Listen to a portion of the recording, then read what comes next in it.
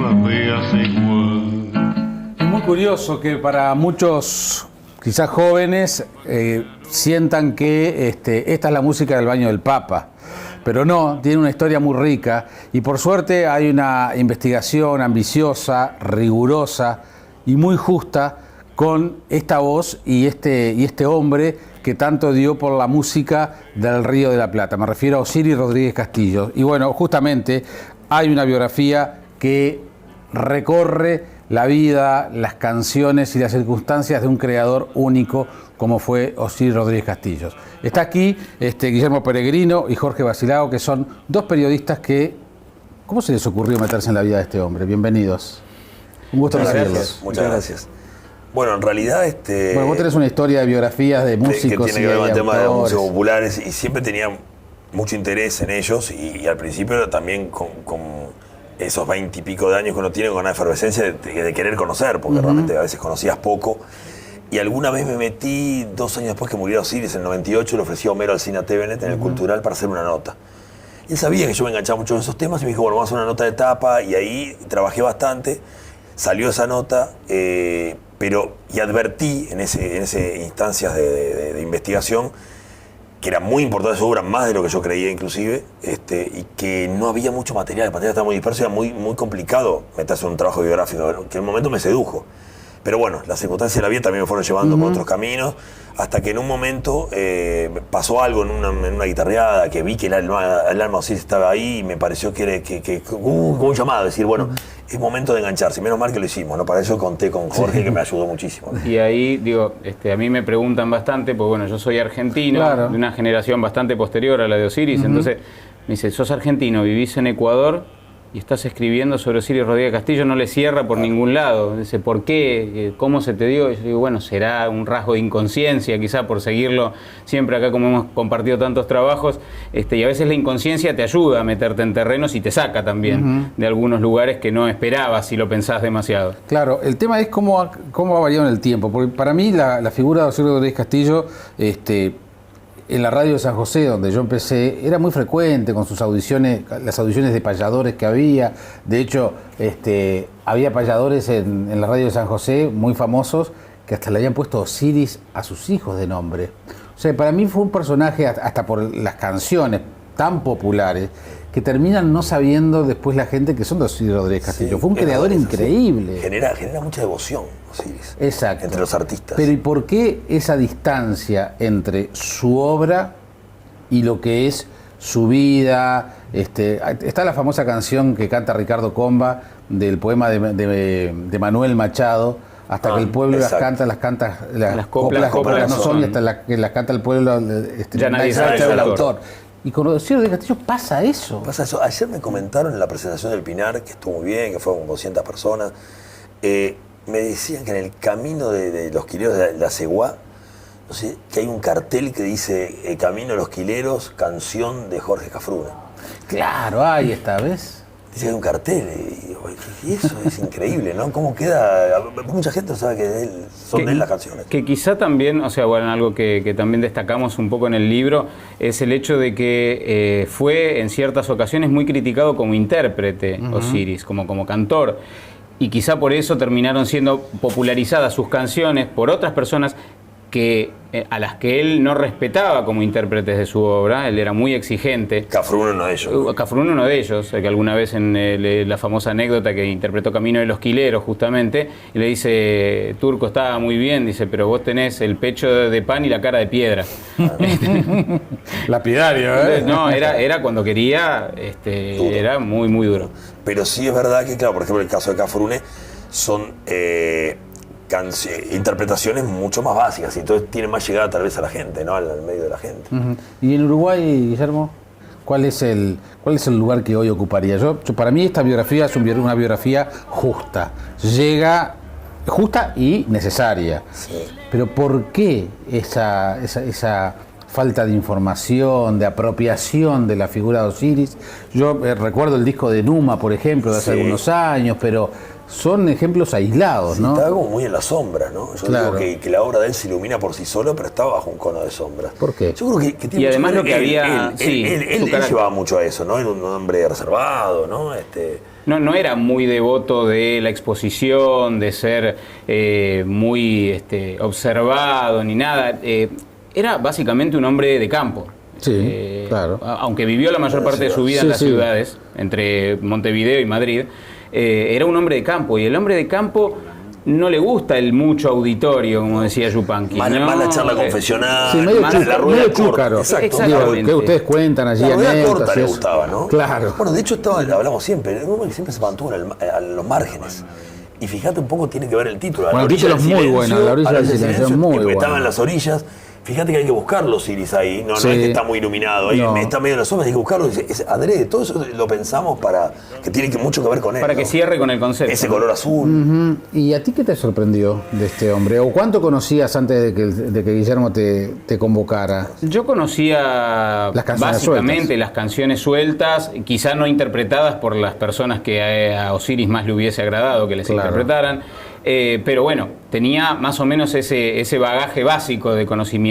Después, obviamente, cuando Guillermo me convoca y empezamos a trabajar juntos y uno empieza a ver todo lo que era la obra de Osiris como poeta, como cantor y además otro montón de actividades o disciplinas artísticas que asumía como en sus ratos libres de alguna manera, lo primero que te sorprende es la multiplicidad y la capacidad de rigor y de perfección que ponía en el momento de la creación. Es decir, él tenía como un rapto de inspiración muy bueno, pero además era un trabajo constante y coherente a lo largo de años corrigiendo. Bueno, para agregar a lo que tú decís, por ejemplo, el Grillo Nochero es del 55, lo empezó mucho antes de escribir los poemas, ¿no?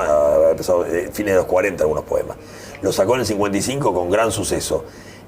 A fines de los 80 encontramos manuscritos de él que seguía corrigiendo los poemas. Un hombre con mucha autocrítica y muy riguroso. Entonces, por eso, tal vez eso explique lo de la obra corta, la obra musical. Pues son pocos discos y no más de 20 y pocas canciones. Sí, 20 y tantas. Y con ese cuerpo de canciones tuvo un peso brutal, ¿no? Sí. ¿Y el compromiso político?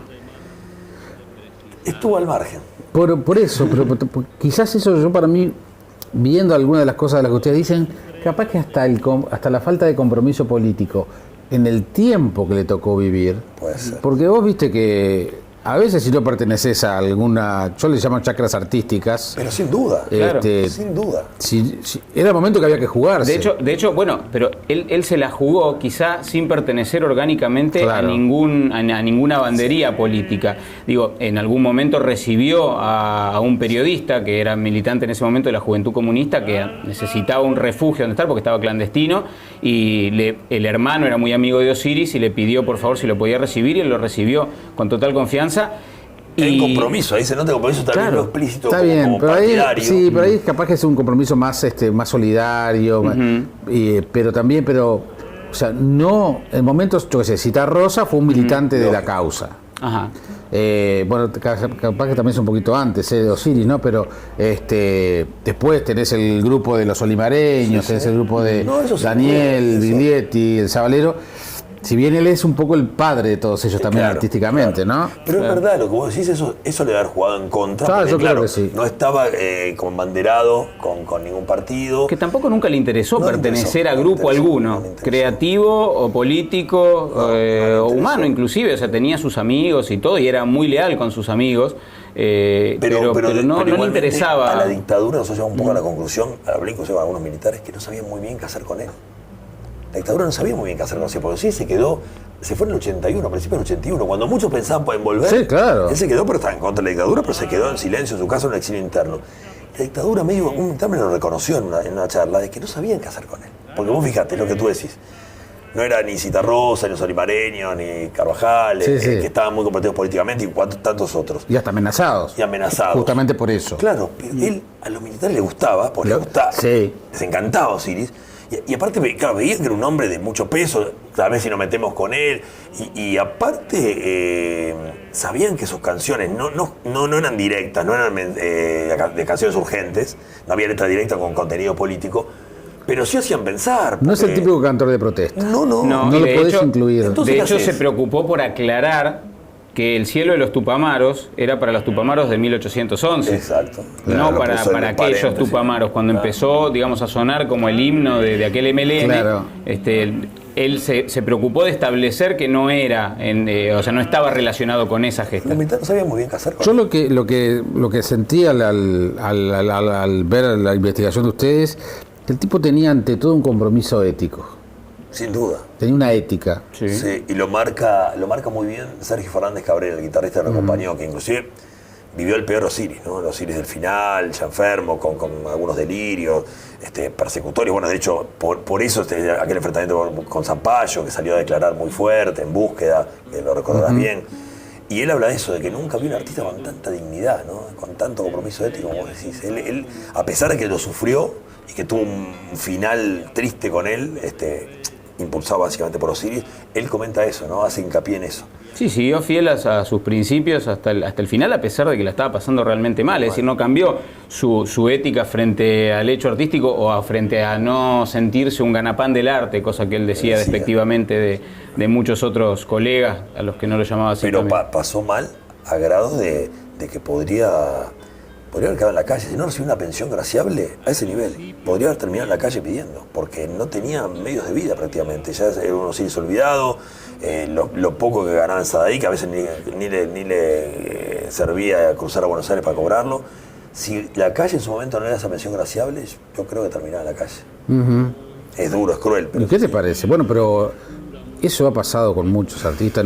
No quiero distraer la atención de Osiris para hablar de ese tema, pero que ameritaría, porque son muchos los que han quedado por el camino. Bueno, no es bueno dar el nombre, pero hay un artista comprometido, conocido, que en un momento de internar en el hospital de clínicas, bueno, le damos el alta. Y no, mejor no. No tenía dónde ir. Ahí por lo menos tenía el techo y la comida. Sí. No, mejor no me lo dé. Sí, es terrible. Seguramente muchos que nos están viendo o en directo o después a través de la web están descubriendo este hombre del cual estamos hablando. Nombremos ese top 5 en una denominación que odiaría Rocío Castillo, que odiaría, pero bueno, me parece divertido hacerlo a esta altura, de las canciones. Y yo creo que no puede faltar Cielo de los Tupamaros, que ya lo mencionamos, no puede faltar Domingo de Agua, Uri Pescador, Camino a los Quileros dijimos, y ¿cuál puede ser la otra? De Corrales a Tranqueras. Que hay una versión maravillosa de Darno Jans, muy a su aire, preciosa versión. Claro. Preciosa versión. Ahí hay un cuento que lo has leído, famoso, de un cuento con Citarrosa, que le dice, había grabado recién Citarrosa de Corrales a Tranqueras y se encuentra en la casa de Enrique Estrázulas. Y bueno, le dice a ver qué le pareció la versión, y dice, bueno, le tengo que hacer un comentario, dice, mire que los cerros no se inclinan, esos cerros son orgullosos, se empinan. La Rosa quedó así, y aparte su versión me parece que galopa un poco, le dice, porque es bastante rápida. Sí, claro. Sí, pero claro, es un creador que se podía dar el lujo de hacer ese tipo de comentarios. Sí, claro. Sí, porque aparte... Y hace a Citarrosa, y vos imaginate esa escena, haber sido testigo de esa escena. Le dijo a Estrazo, y cuando venga Osiris no me invites. Porque es bravo eso, era un padre, vos lo dijiste, era un padre de todos ellos. Claro, entonces no recibir el elogio paterno de alguna manera... No, o recibir la crítica, que es peor. Porque si por lo menos te ignora, bueno, vaya y pase, pero si te cae en esa... No, y era muy agudo en ese sentido porque él corregía mucho, y aparte lo que manifiestan todos los artistas, creo que por eso también es tan admirado por los colegas, por el resto de los artistas, los cantores y demás. En Uruguay y en Argentina. En Uruguay y en Argentina mucho también, por supuesto. Es la complejidad de la obra de Osiris. O sea, es muy complejo hacer lo que él hacía en el sentido de tocar una pieza en la guitarra que podría ser tranquilamente una pieza de concierto, y arriba que cabalguen esos versos que él escribía. Es muy complicado. Ayer nos lo contaba también Numa en la presentación que tuvimos, que para él era una gran responsabilidad interpretarlo, que él sentía que en cualquier momento iba a aparecer el alma de Osiris a decirle, no, mire que ahí me pifió una nota. Bueno, el disco de Numa de Osiris es fantástico. Es muy bonito. Y es todo un desafío también, porque bueno, es meterse en ese universo tan particular, ¿no? Y de hecho ustedes también lo hacen con una investigación que fue recoger de todos lados. Pero además en un libro que también yo quiero resaltar eso, porque es una edición de una calidad, yo diría, a esta altura no sé si poco frecuente, pero en definitiva también ustedes, esta suerte de homenaje y de primera gran investigación sobre la vida de Osiris Rodríguez Castillo, ustedes también se la han jugado a hacer un trabajo. O sea, está claro que quien hable de Osiris Rodríguez Castillo de aquí en adelante tiene que remitirse a este libro. Eso está claro. Sí. Bueno, fue la intención, ¿no? Sí, claro, en cuanto al libro objeto, que también tiene mucho de este libro, en Guzzi, cuando fui a ver por el tema del precio, decía, con Gustavo, con el uno de Guzzi, el distribuidor le decía, ¿y un libro de estos cuánto sale en Uruguay? No hay un libro en Uruguay así. Un elogio para nosotros, porque sí, es un hombre claro. que está tratando. No, y alguien que ve libros todo el tiempo, que diga y eso. para saber un poco el premio, no hay libros acá en Uruguay así. Digo, un detalle que es menor y es hasta casi anecdótico, pero hasta el lomo interior tiene hasta la fotografía de. La boca no se puede ver, se llama boca. Nos enteramos que se llama boca del libro a partir de capaz eso. Seguramente no se ve, pero cuando se mueve, mira, si lo inclinas un poco. Ahí, a ver, ahí lo más. No, ahí se ve, tenés razón, ahí se ve va. perfectamente. Ahí va. Hasta esos detalles, Eso cuidado. hay que darle la derecha a Manuel Carvalla, fue uno de los diseñadores que luchó mucho por eso, que fue un riesgo, pero la verdad Sí, que. claro. Digo, ese tipo de detalles que hacen que un libro hasta dé gusto tenerlo, ¿viste? Sí. ¿Qué me viene a hablar de libro electrónico? Y claro, no, por nada del mundo.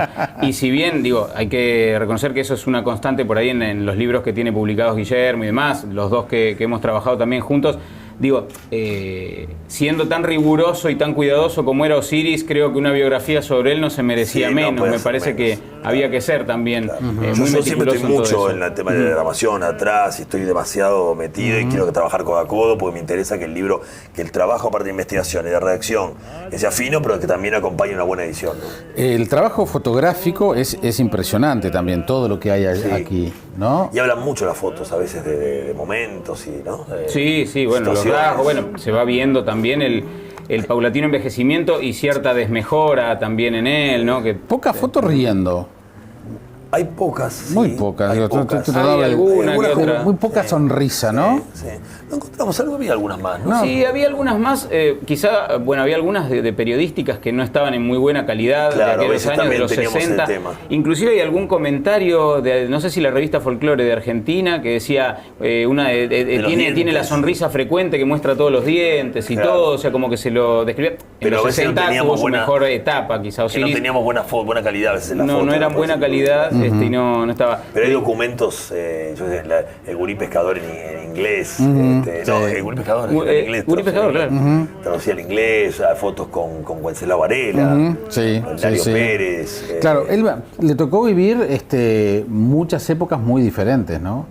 Digamos, tenés toda la mitad del siglo XX, toda la canción protesta, lo que fue la dictadura, y como tú decías, terminó, digamos, ya falleció en el año 96, o sea, tuvo una vida muy bastante larga y con muchas épocas muy diferentes. Sí, aparte, todo el tema del contacto con la naturaleza y con, digamos, un Uruguay que estimo ya no existe, digamos, este Uruguay del interior, el Uruguay, claro, de Sarandí del G, de un Sarandí del G donde la electricidad llegaba a pocos sitios del lugar, del pueblo, donde los chicos crecían sin exposición quizá a la radio y estaban más en contacto con los sonidos de la naturaleza, y todo eso lo fue marcando mucho para lo que sería después. El G lo acompañó, es el río que lo acompaña durante toda la vida, incluso hasta el exilio español, que hay versos escritos por él con el río mencionado. ¿Cuánto padeció ese exilio? Yo siempre creo que él siempre extrañó Uruguay, pero claro, en Uruguay no se podía quedar en ese momento por muchísimas razones, pero siempre lo padeció o tuvo una nostalgia de aquel pago que después cuando volvía no era el mismo. Fíjate que hay un poema inédito, que está en el libro Las Cosas, es un libro inédito que está en Madrid, que dice: el río más largo del mundo no es el Nilo, es el Xi, que nace en el nordeste de Durazno y muere, hace noche en Madrid. Y hace noche en Madrid. Ahí te revela una imagen preciosa. Tremendo. Una imagen preciosa. Un libro muy interesante, que está inédito, con una poesía totalmente diferente a la que conocemos.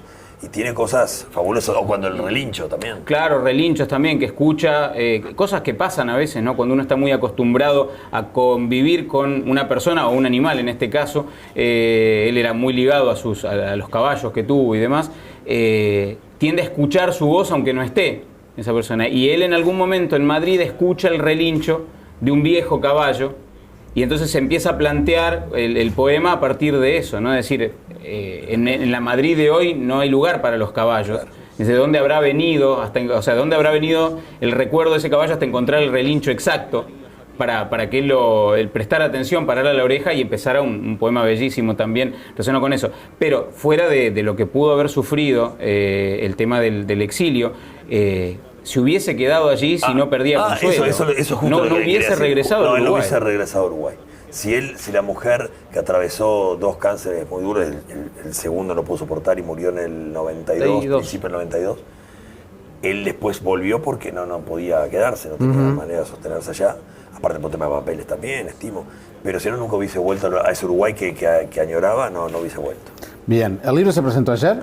En el Pinar. En el Pinar ayer, y se presenta el lunes que viene, el lunes 13, 18:30 horas, en la sala Hugo Balso del Sodre. Bien. Que ahí, para destacar un poco, es que en realidad es un libro de 180 pesos en librería, así que ahí lo vendemos a un precio de lanzamiento de 590 como para que la gente pueda acceder, ¿no? Y que mañana a 10:30 de la mañana van a estar en Sado Sarandí, vamos a tener más tiempo para conversar y para escuchar a Osiris. Bueno, muchas gracias. Gracias por haber venido, y felicitaciones por el trabajo. Muchas gracias. Muchas gracias.